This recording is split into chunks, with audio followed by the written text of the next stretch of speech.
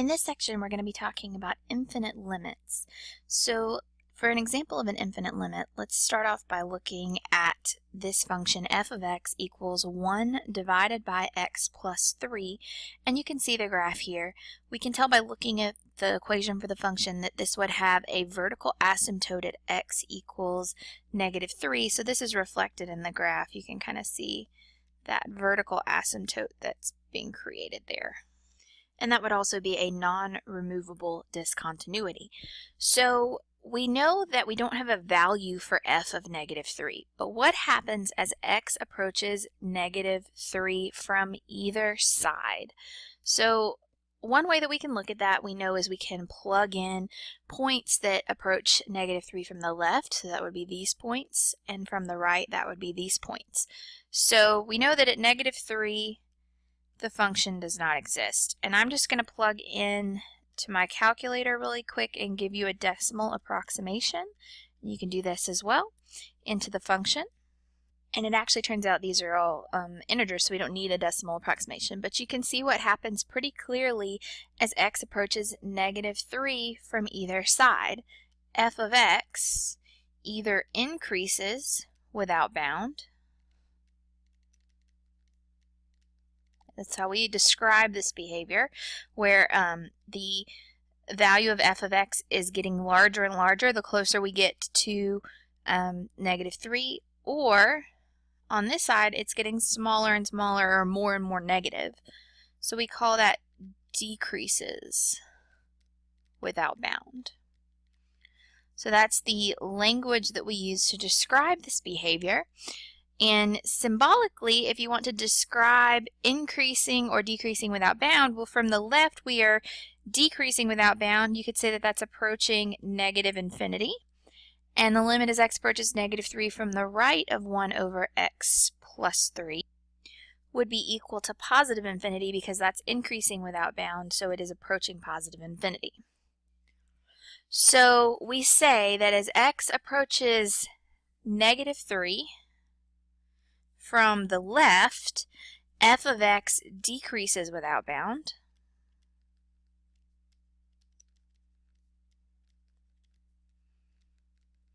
And as x approaches -3 from the right, f of x increases without bound.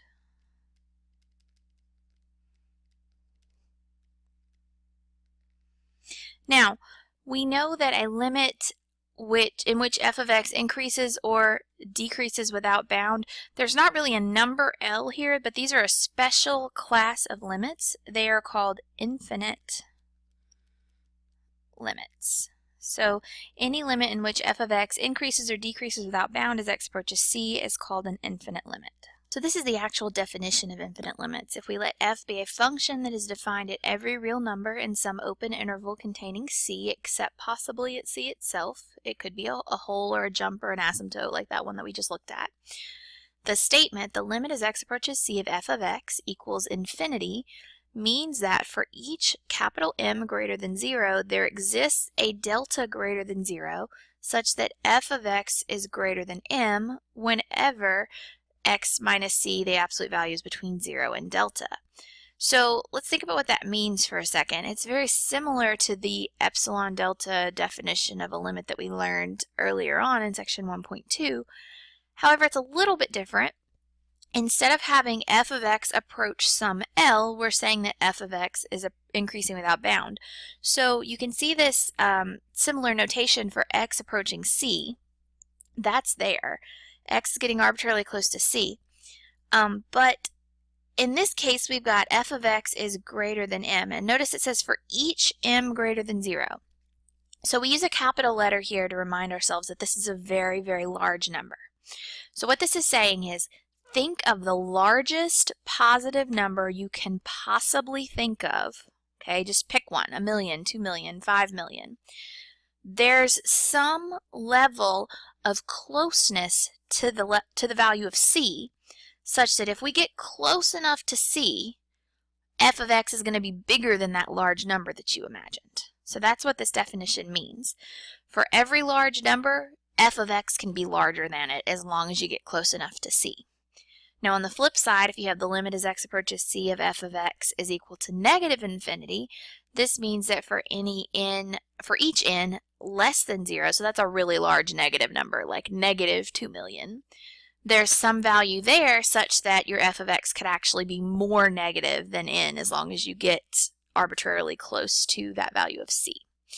So to define the infinite limit from the left, you would just replace the absolute value of x minus c between 0 and delta by x is between c minus delta and c, and on the right you would use c and c plus delta.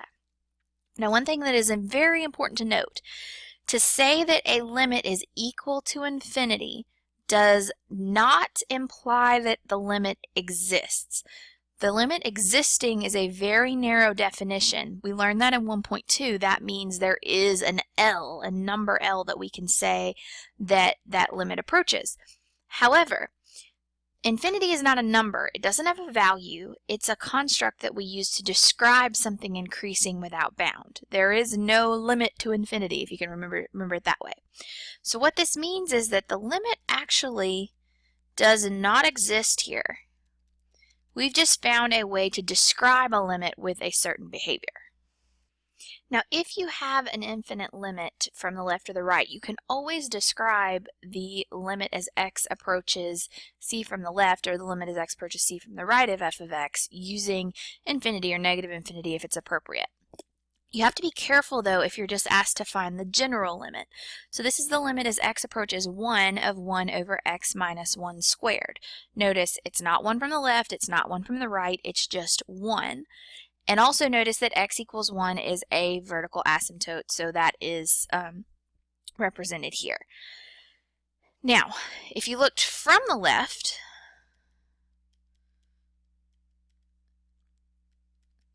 you can see that this is growing without bounds, so that would be infinity. And if you looked from the right,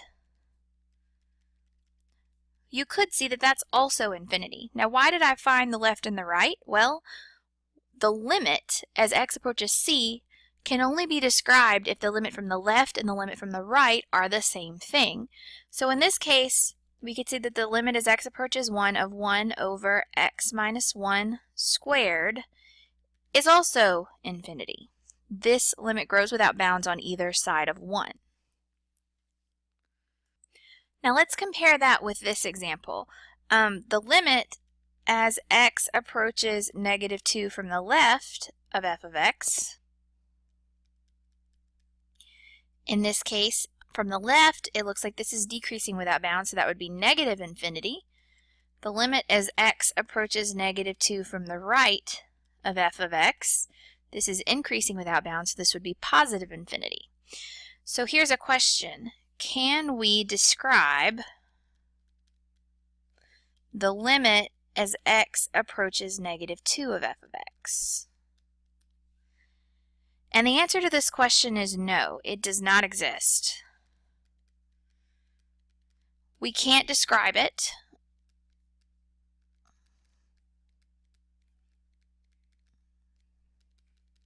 because it's different from the left and the right. So since it's different on each side, there's no way to even describe it. Now, one thing that is important to remember, none of these limits technically exist. It's just a behavior that we can describe using infinity or negative infinity. But this one right here, we can't even describe because the f of x is approaching a different direction from either side.